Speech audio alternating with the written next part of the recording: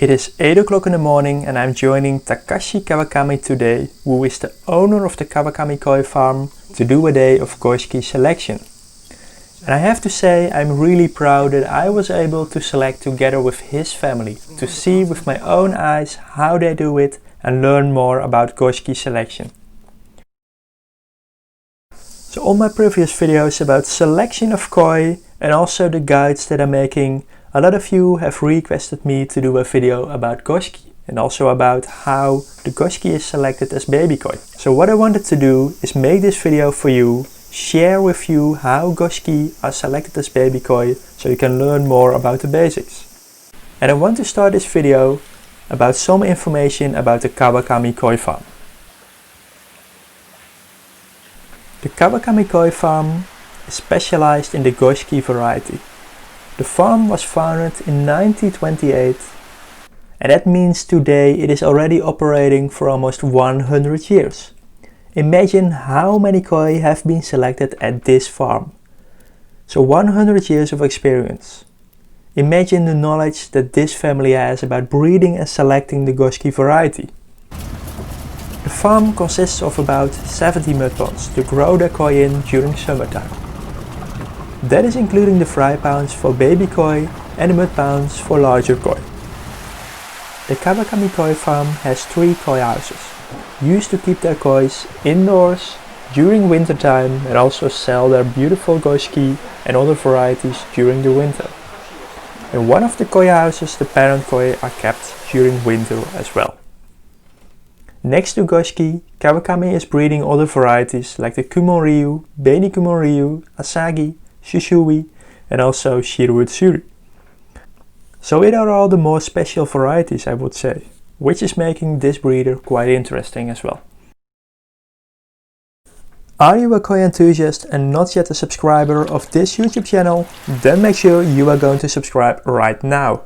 We will make sure that you can enjoy koi and learn koi on this channel. So don't wait, subscribe now and receive all new updates. You now have a little bit of background of the Kawakami Koi Farm. And of course it is now time to get to work. And that is probably the reason why you started watching this video, to learn more about the selection process of Goshiki during the first couple of weeks. We are now at the fry pound that contains over 19,000 Goshiki that are 4 weeks old, all swimming around the surface, looking for something they can eat. It seems like these Goshiki are in a very good condition. They are really actively swimming around fast, and at first sight that looks very good. Koi swimming at the surface so actively as you can see in this pound is not something that I have seen at all other breeders. Now I have to admit that this mud pound is really highly stocked with baby koi. Maybe that is also one of the reasons why the koi are so active. Maybe they are a little bit more hungry, but nevertheless they look very healthy. Now I think that Goshiki selection is something that is quite nice to do, and I really enjoyed this. Of course I'm very thankful for Takashi Kawakami that he invited me to select their Goshiki together with his family.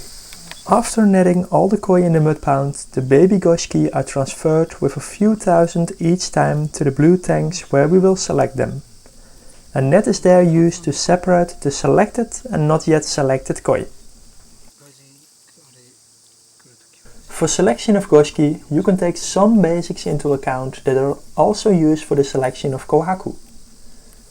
A kohaku are white koi with red markings, and if you know these, you already know the first basics of the Goshiki selection. I will link below to one of the videos I've created on how kohaku are selected as baby koi. So that means we have to take into account the red pattern on the koi. So some of the aspects that we have to take into account during the first selection is how the pattern lays on the back of a Goshiki. We prefer that it has multiple steps in the red patterns. The red pattern should surely not cover the entire body. We want white areas to be visible as well. And preferable below the lateral line there is no red visible. So below the lateral line of a Goshiki is white, and above the lateral line is some red and some white visible.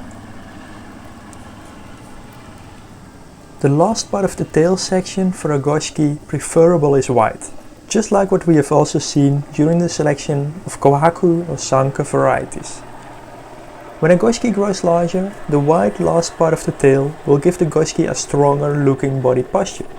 Then when we talk about the head of a Goshiki, then preferable the red lace between the eyes, just like we have also seen with the selection of Kohaku. The nose of a Goshiki also preferable is white. And now of course it doesn't mean that, for example, when the nose is not white, that Goshiki won't be selected. Because when the rest of the body shows a good pattern, it is totally fine, especially during the first and the second selection rounds. Also, the black scalation is something that is important during the selection process. So when we take a look at the head, there needs to be some indication that there is black on the koi. And usually that is visible right in the middle of their head. A black dot is showing up there. Typical what the Goshiki variety will show when it is young. But when it becomes older, you will see that the skin becomes thicker and the black won't be visible any longer on the head section. It will show up though everywhere in the white areas. Usually it will look like that on each scale some black is visible, like moons visible on each scale. Just like a net pattern, and this is really what gives the Goshiki variety a nice appearance. Regarding body aspects, there are not really a lot of factors that are taken into account during this stage. What is most important is that the koi have a normal body and it should be torpedo looking. Furthermore, the mouth must be aligned in the middle, tail must be okay as well, and all the fins should be intact. It has 2 well placed eyes and so on. So all the basics of a koi must be normal. Now usually most of the koi are fine and will pass the body criteria during this stage. Because body posture actually becomes more important when the Goshiki become a little bit older and larger.